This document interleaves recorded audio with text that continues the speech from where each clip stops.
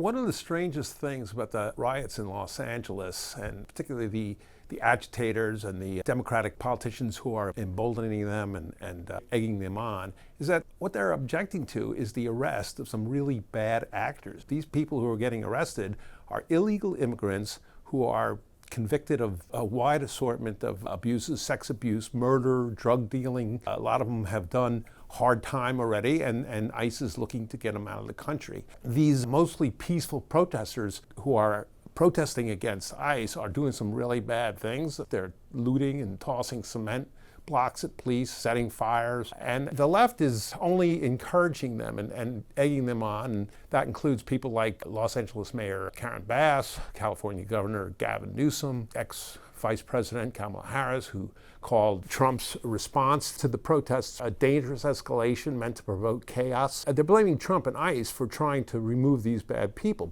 And remember that the violence occurred before Trump's response. It wasn't Trump's response that led to the violence. It was the violence that led to Trump's response. And average Americans want these criminals out of their neighborhoods. They're supporting the ICE arrests. They also don't like the looting and the fires and the shutting down of roadways and protests that are going on. So I think it's a problem for Democrats. They don't seem to realize that Americans are backing Trump's policies on immigration. And that's backed up by polls like the RMG research poll last month, which had voters backing Trump's immigration policies something like 56% to 42%. CNN reported a 40-point shift toward Trump and the Republicans on immigration issues between 2020 and 2025. And here's something else that's a key to remember. Los Angeles and other sanctuary cities don't cooperate with ICE. They won't tell ICE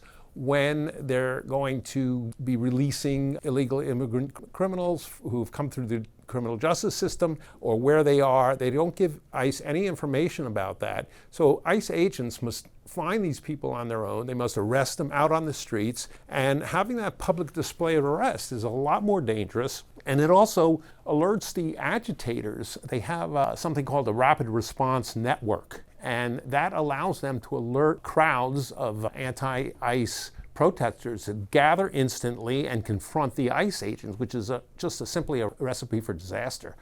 Another key point is that these protests are a lot more coordinated than people think. They're not just random people on the street who are objecting to ICE arrests. They're being fueled by groups like the Coalition for Humane Immigrant Rights of Los Angeles and the Party for Socialism and Liberation, which actually has Communist Party ties. The ironic thing is these groups are being funded or have been funded by the government one way or another, which is outrageous. But the agitators' actions are just fueling the violence, and they're only making average citizens more upset. And it's going to be a gift for the Republicans. If you remember, a lot of Democrats embraced a defund the police effort back in 2020. They've come to regret it. I think a lot of Democrats may come to regret backing the ICE protests as well.